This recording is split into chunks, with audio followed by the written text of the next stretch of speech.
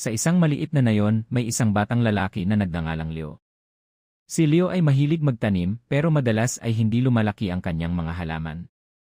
Isang araw, nakakita siya ng isang kakaibang buto sa tabi ng kanilang bakuran. Ito ay maliit at kulay tsokolate. Dahil sa pagkamangha, itinanim niya ito sa pinakamagandang paso na meron siya.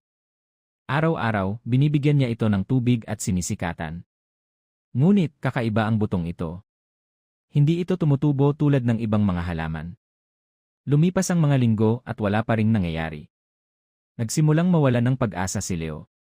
Isang hapon, habang pinagmamasdan ang paso, napansin niyang may maliit na lumalabas na usbong. Ngunit hindi ito berde, kundi kulay ginto. Tuwang-tuwa si Leo. Sa paglipas ng panahon, lumaki ang halaman at namulaklak ito ng mga bulaklak na kumikinang na parang ginto. Hindi lang ito maganda, kundi ang bawat bulaklak ay nagbibigay ng kakaibang tamis at sigla kapag kinain. Naging tanyag ang halaman ni Leo sa buong nayon. Maraming tao ang bumibisita para makita ito at tikman ang kakaibang bunga. Dahil dito, nakatulong si Leo sa kanyang pamilya at sa kanyang komunidad.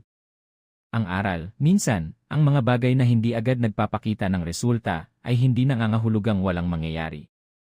Kailangan lang ng tiyaga, pagmamahal at tamang pangangalaga. Ang pinakamagagandang bunga ay madalas na bunga ng mahabang paghihintay at hindi pagsuko.